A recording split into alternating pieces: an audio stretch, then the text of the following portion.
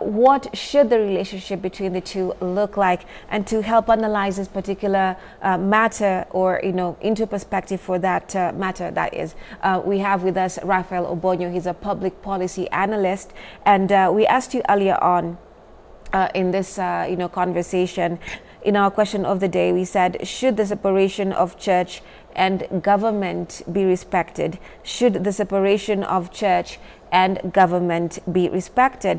And we have a couple of your responses. There are quite a few that is on Facebook, and I will read a few. And Raphael, you will tell me your perspective on the same. We'll just help analyze a few of them. Amos Biegon says, we are in one country and church and government shouldn't be separated because they are interdependent to one another. For example, case of Mackenzie, government had to intervene to save the lives of people. So just lock that in, and then you come back to that. We have Davis Upendo, who says the church is a special organ in the government, for it is expected to stand firm on truth by giving proper guidance in leadership, thus glorifying God. So when church leaders compromise with sin, then the church loses worth. T.R. Folland says politics and religion are inseparable. Karen A. Bannard says the two entities collect funds from Kenyans, both have accountability issues, public participation issues, don't like the truth. Both issue threats every time they're held to account. Okay. And then Chimoto Magera here has an interesting perspective. He says, exactly how has a separation been violated? The state doesn't appoint bishops. Politicians attend church services in their personal capacity. They were Christians before they took office, weren't they? Okay. And now we have Philip Rono saying, what is religion? Nicholas Smith anasema kwanza makanisa ni wakora. Charles Nyagero says, when were they together? There are quite a few. So let's take a look at those responses first. Raphael, what do you think of that? I mean, I think, and it's good there is a lot of interest in this conversation. It's also because it's a conversation that matters to people. On the issue of Mackenzie, is it Mackenzie or the Shakahola issue? Yes, yes. Someone argues that yes. I mean, were they they shouldn't be separate. They are one. But that's not necessarily true, because if they were one, then we wouldn't see the government swinging in to try and ensure that people who perpetrated these vices and violations were brought to book. If they were one, if they were operating as one, that wouldn't have happened. But because they are separate, that's why the church, I mean, state would say, no, we can't allow a religion that allows for trampling of right to life, for example. We can't allow religion that, affects people's consciousness and way of thinking. That's why they swing in to say, no, let's get back to the law. Is this something legal? Is it something that we should allow to happen? Because the state can question the church, and the church can also question the state, and that is why we see that happening. Otherwise, so I think that's almost confusing when he says they are one. They are not one. That's why the state is moving in to tackle this particular issue and say, look, you are wrong on this issue. The other issue is people questioning the church in terms of the church being, and religious formation in terms of being the moral consciousness of the society. And people are right, because over the years, like we've seen also religion propagate certain, or rather get themselves into situations where they are propagating certain vices, or they are engaged in certain vices, issues of corruption. We've seen religious leaders collecting resources from their congregates and using them for their own personal gain. That and a lot more. And people are questioning, can we really trust them? Because they're supposed to be on a higher pedestal than the state, but people don't see the difference now. So I think it's also an indictment on religious formations and the church to have a reflection and ask themselves, how can we get back to that moral pedestal? How can we get back to that higher calling? How can we get back to a situation where people will look at us and say, truly, they are shining stars, they are shining light, these are the people we need to follow? But if religious leaders themselves are not doing that, then people would not take their words very seriously, and that's why someone is saying that both of them can't be trusted. So religious leaders should not just be propagating norms and values and beliefs. They should also be seen to be walking that path, so that they can guide everyone else towards. But if they don't do that, people won't see more or less the difference between them and the state. Okay. So what does a healthy symbiosis, I beg your pardon, between the two look like, especially in the context of everything we have discussed so far in the country? When you're saying a healthy relationship with the state and the church, what are we talking about, especially in Kenya? I think we are talking about, again, religious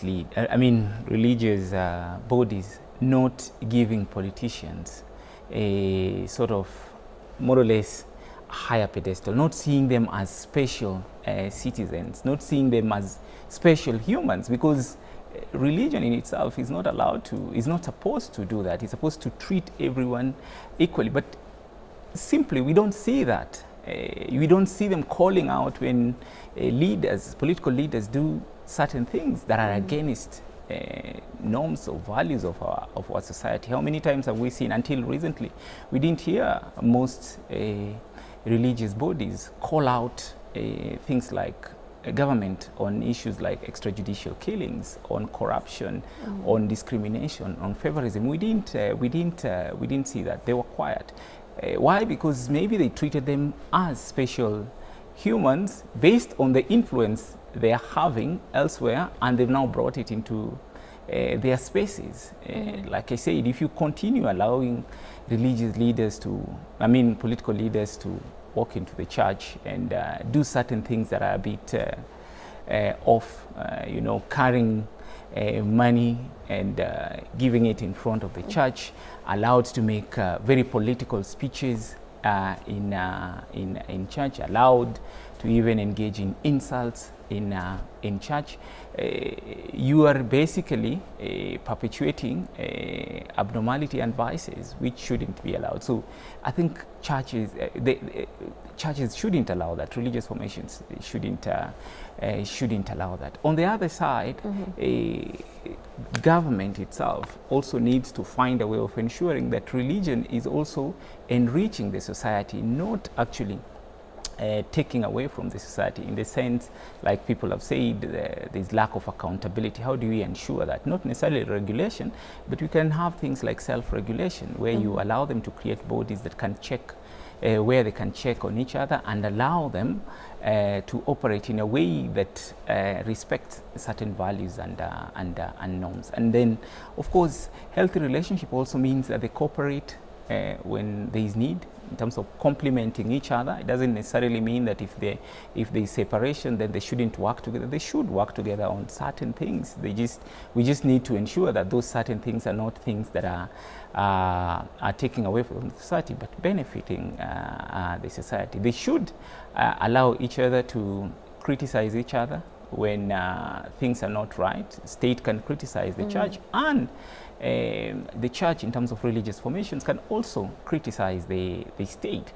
And then I think challenging each other. When government is underperforming, I think the state, the religious bodies should challenge them to do more. And we've seen them do that in recent days, where they're saying, look, government is not doing enough. Cost of living is high. Poverty is spreading across the country. Many more people are sinking into poverty. Government needs to do more. That is a good thing to do. But the state can also challenge religion or religious bodies if they're not doing enough in terms of, leading the flock where they're supposed to lead them. So I think for me it should be a healthy relationship should be what I would define as 3 C's, you know, challenge each other, criticize each other, but also complement each other in a way that allows for progress. But without that, then I think we'll end up with a situation where there's no difference between the two. And when there's no difference between the two, I think we can make very good progress. Got you. Now, let me take you to even another complex analogy. For that matter, you know, I was listening to a conversation, and part of the conversation was religious leaders who now get into politics and vice versa. Now, we've had in some scenarios religious leaders who are interested in the political seat, they get into the political seat, and as what everyone is usually concerned about is, I don't know what it is in this world of politics, and someone's character is usually, you know, quote unquote, dismantled, or it comes apart because of what they see or experience in this thing or bubble that we seem to analyze right, or we don't in some cases. And then now the moral code dissipates. So we do not have a moral code anymore. Or we have someone who was in leadership, in governance or politics, now saying, okay, I want to get into the church for whatever reason. And they maybe do their due diligence, they get into it, and somehow the values or virtues, quote unquote, of where they came from affect the other side. So others were like, where do you win? You know, when it's now a personal thing and you're coming from a place that is considered high, you know, you're coming from a place where intellect is also considered politics and the other. So how do you even analyze that? And that's a conversation that people are having, which is quote unquote philosophical. Yeah, it's quite philosophical, but also it's just understanding that how people operate in these two spaces are different.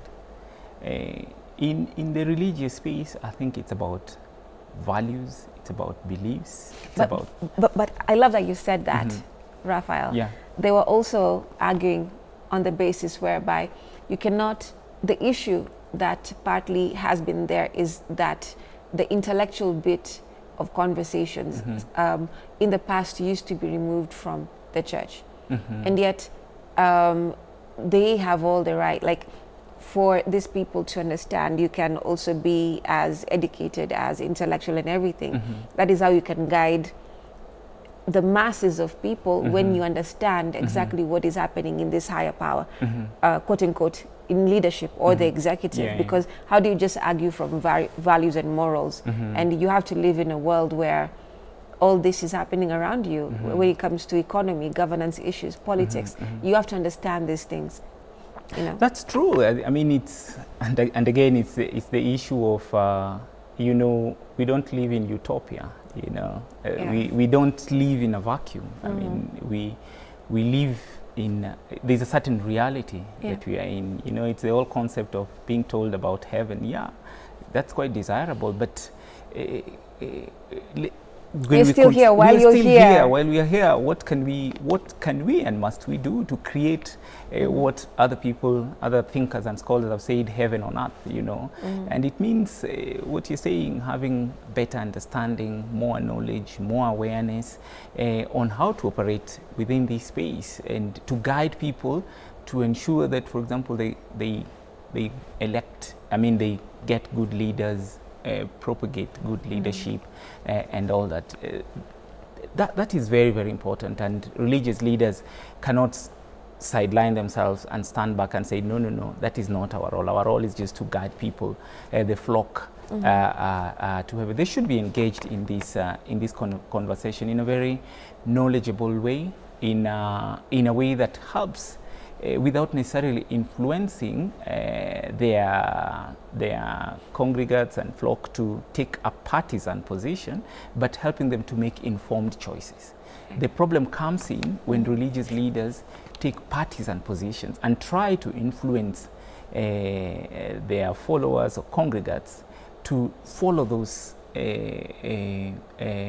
partisan positions or paths without questioning, you know. So religious leaders should be allowed to engage in that conversation, should be allowed to enlighten their congregates and flocks on matters that are important in the society, you know, debate these things, but allow their congregates, and I think that's where we draw the line, allow their congregates to make informed choices without necessarily telling them, this is who you should vote for.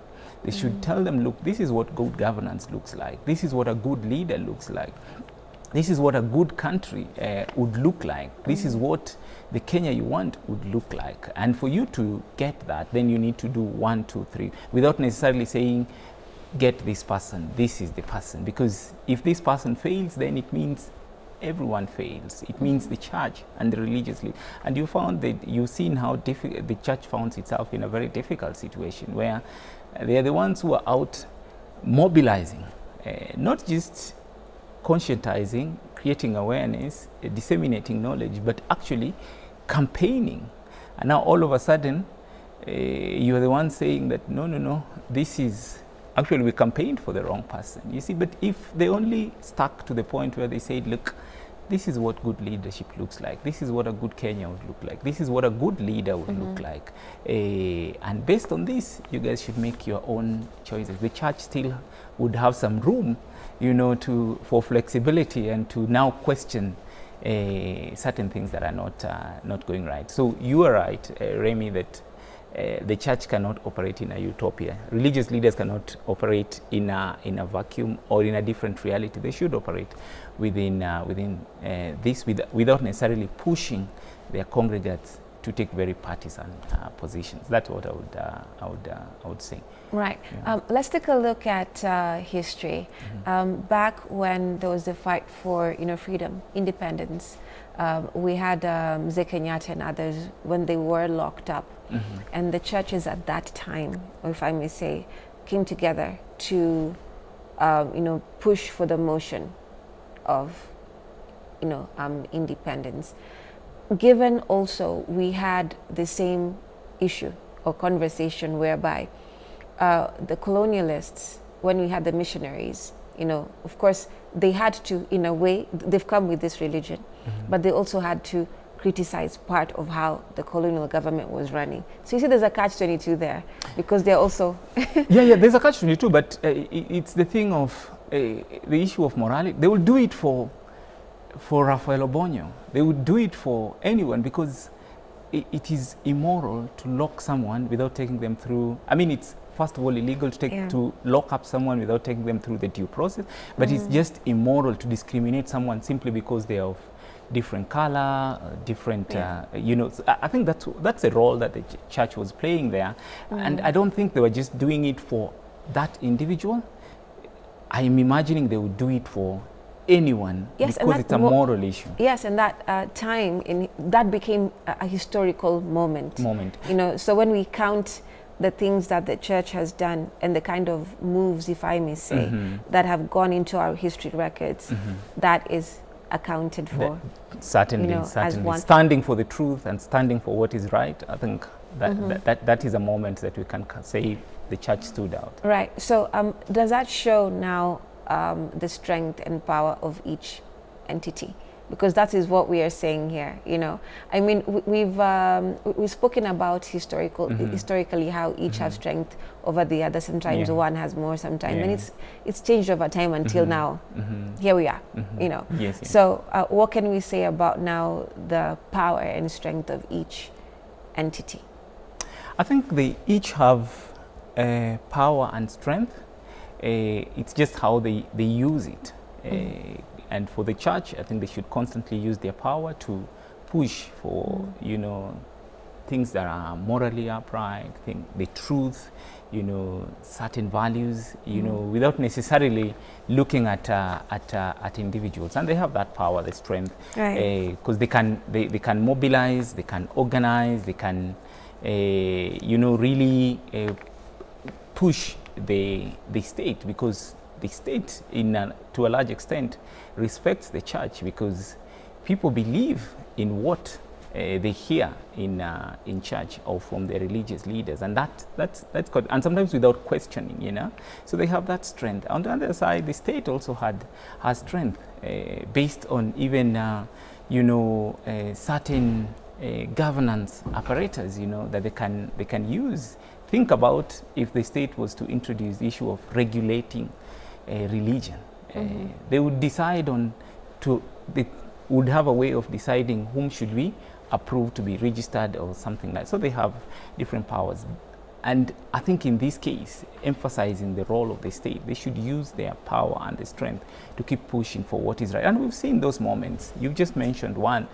During the second liberation, fight for multi-party, we saw people like Bishop Okulu, Bishop Muge, David Gitari, Raphael Mwana Wanzeki, you know, coming out and saying, yes, as a church, we cannot be quiet because we've seen people being denied their rights. There's actually and one freedom. we saw a lot growing up. He was always in the streets advocating, and he'd get wrapped up quite a lot. Yeah, that is Timothy Njoya. Yes, Timothy Njoya. And yeah, they said we are not confining ourselves to just telling people about, you know, milk and honey in heaven. No, we also want people to have milk and honey here on earth as a start, you know.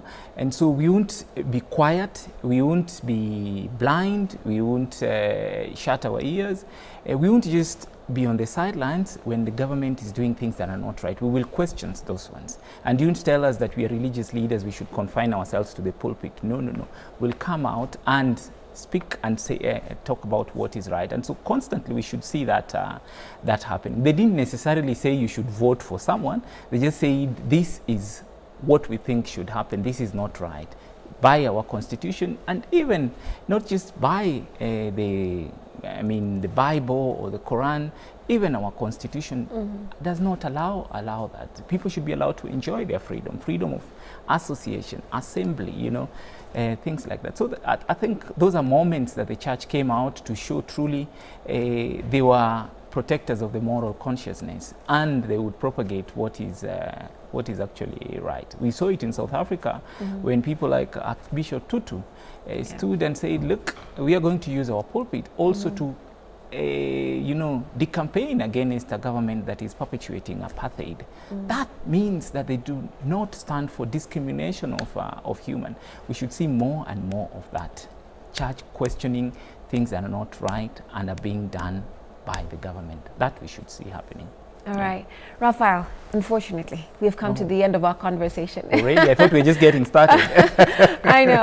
I mean, there's still so much to analyze, to look at, but this matter is complex, you know, so we can go into different twists and turns, but I think for now, you know, you've elaborated the much that we can put into context for this matter, and thank you so much for coming. We appreciate that. Thanks for having me. You're welcome. Thank you. Right, so thank you so much for watching Morning Vibe. My name is Remmy Majala. You were listening to public policy analyst, that is Raphael Boyo, and we're analyzing the matters on the church and the state. What is a healthy symbiosis between the two? What should it look like? And you know, he's been able to give us his perspective, and I mean Raphael here, in what he believes a healthy symbiosis between the two should be. Thank you once again for watching. We'll see you again tomorrow.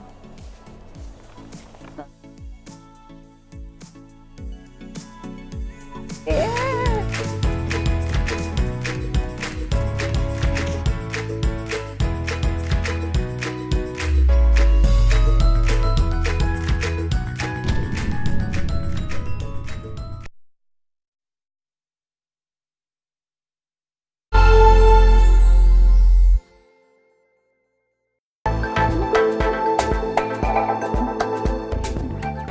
Mr. DJ, Mr. DJ. Lucky. Anguka now, Anguka now. When it comes to playing the best music videos, we've got you covered.